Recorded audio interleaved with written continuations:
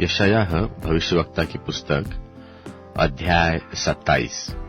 यशायाह 27। उस समय यहोवा अपनी कड़ी और बड़ी और ओढ़ तलवार से लिव्यातान नाम वेग चलाने वाले सर्प और लिव्यातान नाम टेढ़े सर्प दोनों को दंड देगा, और जो अजगर समुद्र में रहता है उसको भी घात करेगा। उस समय एक सुंदर दाख की बारी होगी, तुम उसका यश गाना। मैं यहोवा उनकी रक्षा करूंगा, मैं क्षण क्षण उसको सींचता रहूंगा, मैं रात दिन उसकी रक्षा करता रहूंगा। ऐसा न हो कि कोई उसकी हानि करने पाए। मेरे मन में जलजलाहट नहीं होती। यदि कोई भांति भांति के कटीले पेड़ मुझसे लड़ने को खड़े करता तो मैं उन पर पांव बढ़ाकर उनको पूरी रीति से भस्म कर देता। वह मेरे साथ मेल करने को मेरी शरण ले तो वह मेरे साथ मेल कर ले। भविष्य काल में याकूब जड़ पकड़ेगा और इस्राएल फूले फलेगा, और उसके फलों से जगत भर जाएगा। क्या उसने उसको ऐसा मारा जैसा उसने उसके मारने वालों को मारा था? क्या वह ऐसा घात किया गया जैसे उसके घात किए हुए घात किए गए है? जब तू उसको निकाल देता है तब सोच सोचकर और विचार विचार कर उसको दुख देता है। उसने पुरवाई बहने के दिन में उसको प्रचंड वायु से अलग कर दिया।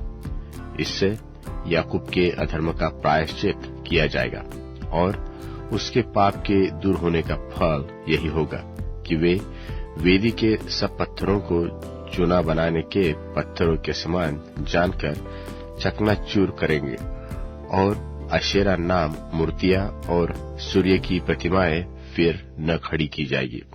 गढ़ वाला नगर निर्जन हुआ है, वह छोड़ी हुई बस्ती जंगल के समान शून्य हो गई है। वहां बछड़े चरेंगे और वहीं बैठेंगे, और वहीं पेड़ों की डालियों की फुनगी को खा लेंगे। जब उनकी शाखाएं सूख जाए तब तोड़ी जाएगी। स्त्रियां आएगी और उनको तोड़कर जला देंगी, क्योंकि वे लोग निर्बुद्धि है। इसलिए उनका कर्ता उन पर दया न करेगा, और उनका रचने वाला उन पर अनुग्रह न करेगा। उस समय ऐसा होगा कि यहोवा महानद से लेकर मिस्र के नाले तक अपने अन्न को झाड़ देगा, और हे इस्राएलियों, तुम एक एक करके इकट्ठे किए जाओगे। उस समय बड़ा नरसिंगा फूका जाएगा, और अश्शूर देश में के नाश होने वाले और मिस्र देश में बरबस बसाए हुए यरूशलेम में आकर पवित्र पर्वत पर यहोवा को दंडवत करेंगे। यशायाह भविष्यवक्ता की पुस्तक अध्याय 28। यशायाह अध्याय 28। हाय एप्रेम के मतवालों के घमंड के मुकुट पर हाय, उनके सुंदर भूषण रूपी मुरझाने वाले फूल पर जो दाखमधु के पियकड़ों की अति उपजाऊ तराई के सिरे पर है।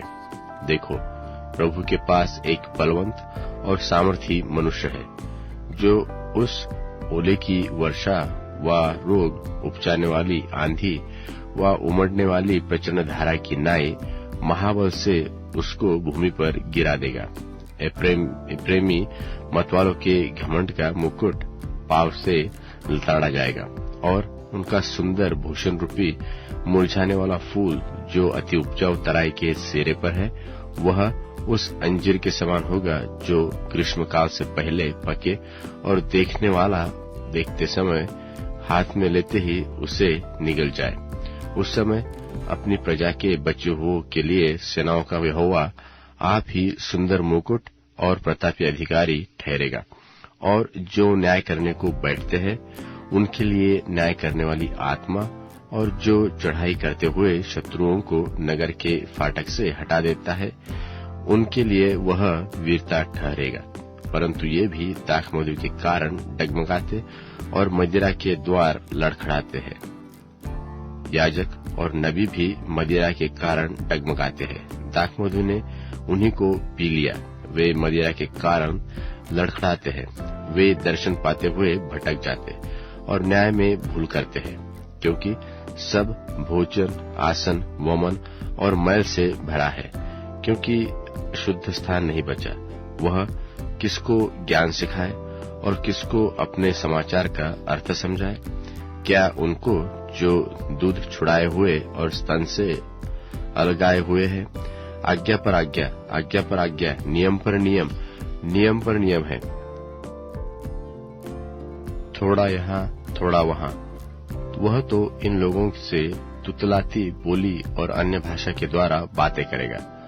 उसने उनसे कहा तो था कि विश्राम इसी से मिलेगा। इसी के द्वारा थके हुए को विश्राम दो और चैन इसी से मिलेगा। परंतु उन्होंने सुनना न चाहा।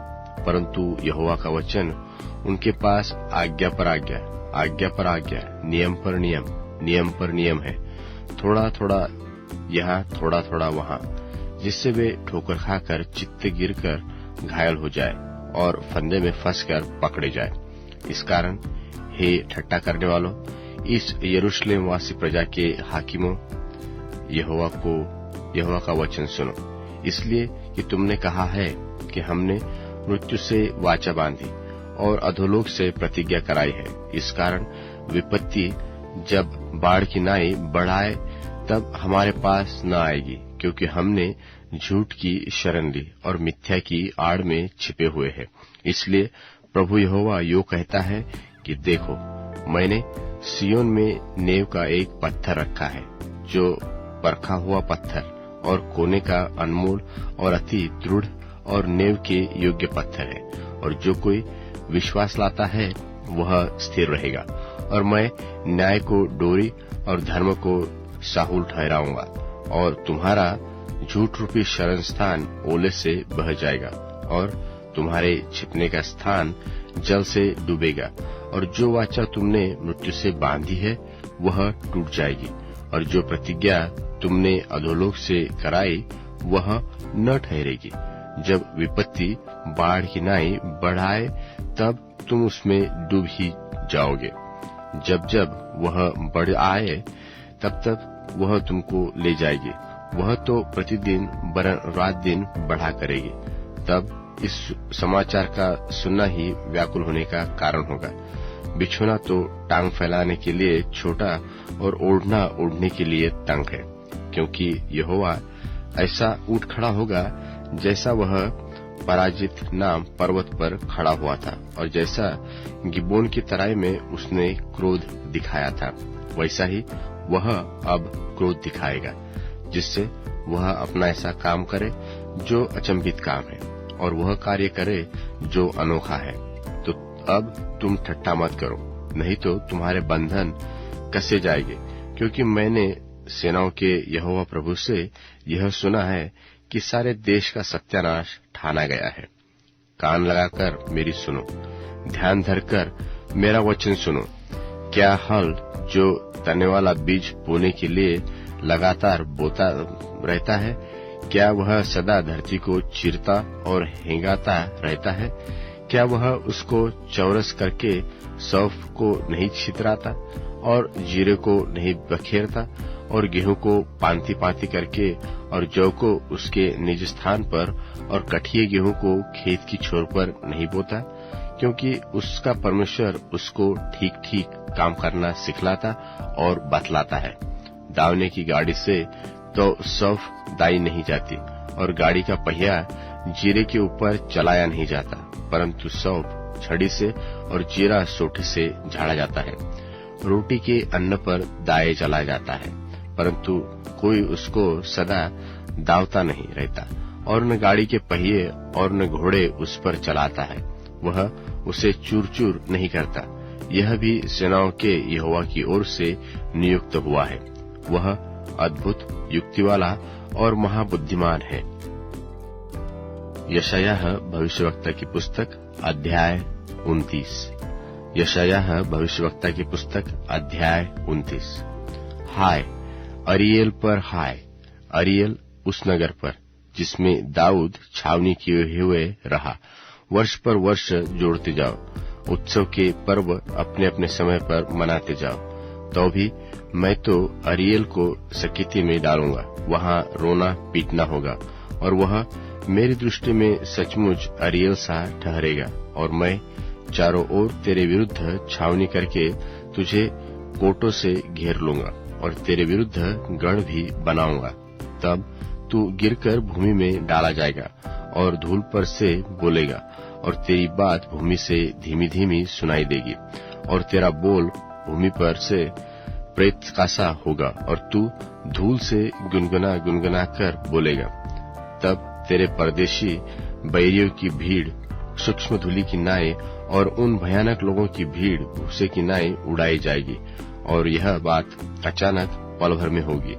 सेनाओं का यहोवा बादल गरजाता और भूमि को कंपाता और महाध्वनि करता और बवंडर और आंधी चलाता और नाश करने वाली अग्नि भड़काता हुआ उसके पास आएगा।